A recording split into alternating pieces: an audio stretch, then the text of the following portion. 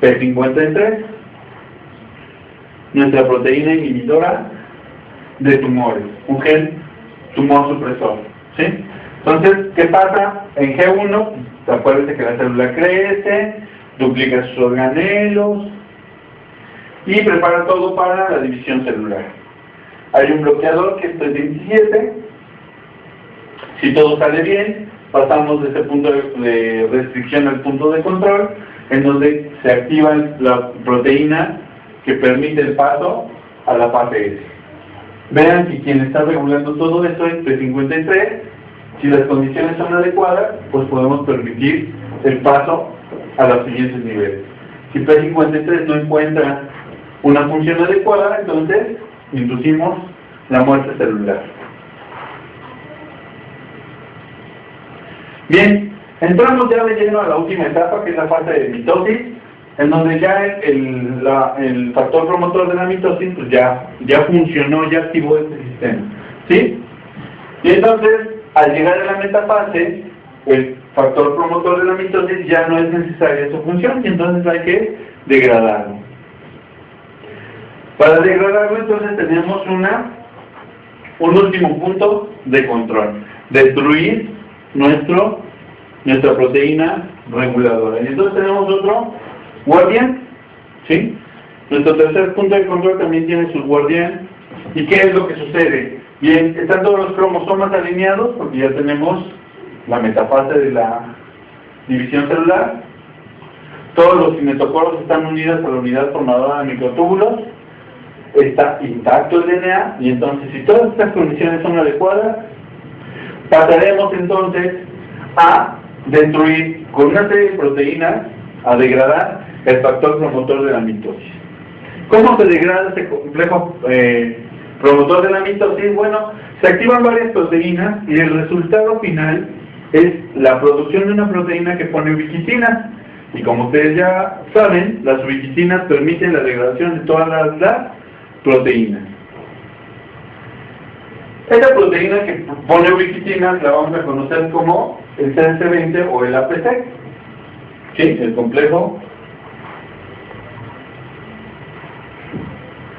activador de la anafase o promotor de la anafase. Entonces, estamos en la metafase, que es el punto de control.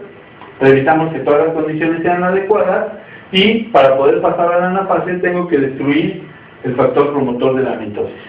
Si no fuera destruir ese factor promotor, pasaríamos a la anafase 1 y metafase y telofase 1 de la división meiótica. Pero como estamos hablando de mitosis, pues sí tiene que ser degradado. Entonces vean, el APC no solo degrada al factor promotor de la mitosis, sino que también va a servir para activar otras proteínas que cortan la unión entre los cromosomas y que los cromosomas puedan ser separados a cada una de las células resultantes. Y entonces esto es algo muy dinámico, ¿sí? Entonces tenemos nuestra célula en metafase, y una vez activado el APC, se pueden separar los cromosomas distribuyéndose a las dos células resultantes, ¿sí? Bien, entonces, de las funciones del APC, también es ubiquitinizar el factor promotor de la mitosis, y ya con ubiquitinas es degradar, ¿sí?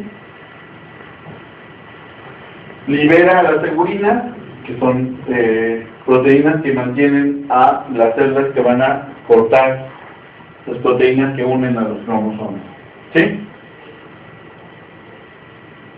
Y ven, el APC activo, está el factor promotor de la mitosis, que pone ubiquitinas, y ese factor es degradado.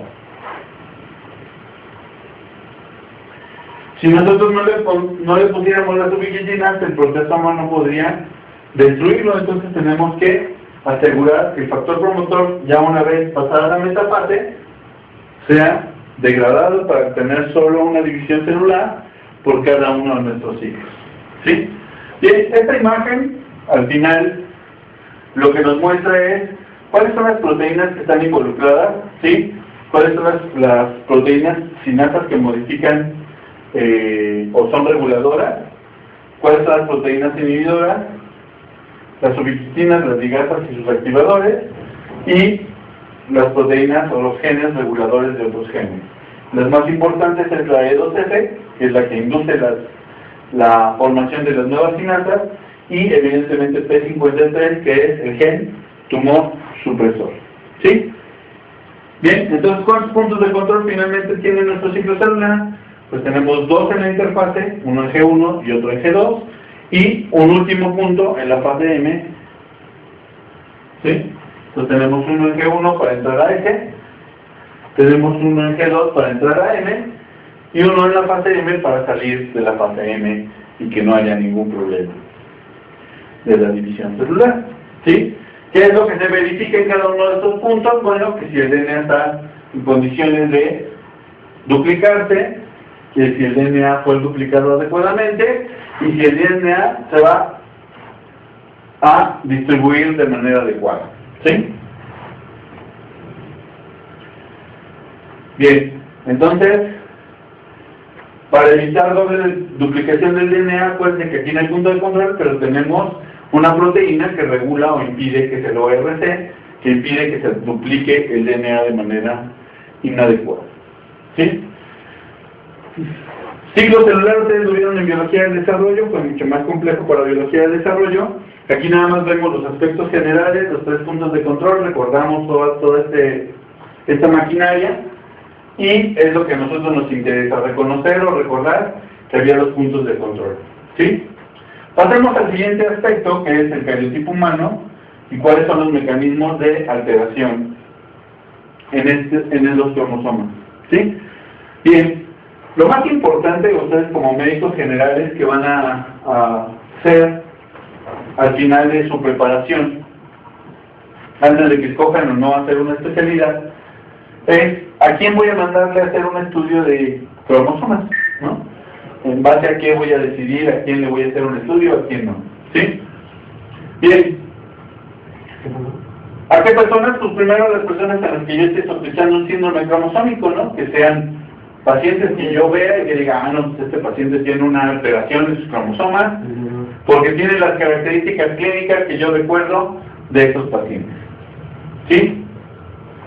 Otro, que tengan alteraciones o malformaciones que yo no puedo identificar si pertenecen o no a un síndrome, ¿no? Una cardiopatía, más una alteración en las extremidades, más una espina bífida o algo que pudiera hacerme sospechar que nuestro paciente tenga algún síndrome que no he podido catalogar como un síndrome específico. ¿Sí?